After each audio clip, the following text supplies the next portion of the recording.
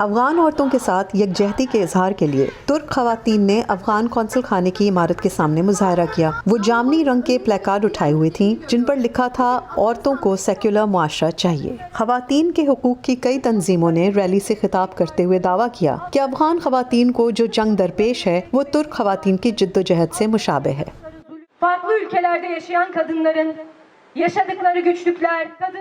پوری دنیا میں خواتین کو درپیش مشکلات، خواتین پر LGBTQ یا دیگر لوگوں کے خلاف ظلم و ستم، اور افغانستان میں رہنے والے لوگ ہم سے دور نہیں ہیں اور ہم ان میں براہ راست دلچسپی رکھتے ہیں۔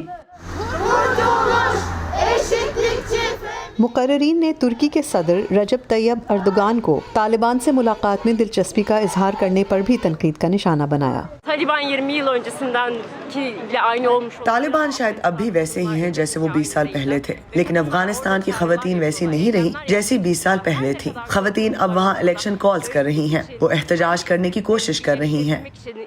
مظاہرین نے دعویٰ کیا کہ خواتین کی مزاحمت کی کوئی حد نہیں ہے اور یہ کہ افغان خواتین کی آزادی کی لڑائی میں ترک خواتین ان کے ساتھ ہیں۔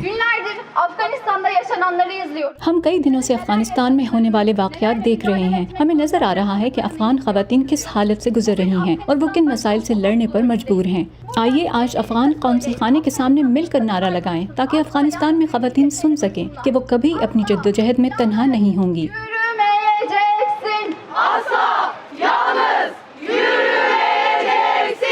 طالبان نے کہا ہے کہ ان کی حکمرانی میں خواتین کو اسلامی شرعی قوانین کے تحت حقوق حاصل ہوں گے اور وہ اپنے دائرۂ کار کے اندر رہتے ہوئے کام کرنے اور تعلیم حاصل کرنے کی اہل ہوں گی۔ بہرحال بہت سی خواتین اس گروہ سے خوفزدہ اور عدم اعتماد کا شکار ہیں اور انہیں تشویش ہے کہ ان کی آزادی جلد ختم ہو جائے گی۔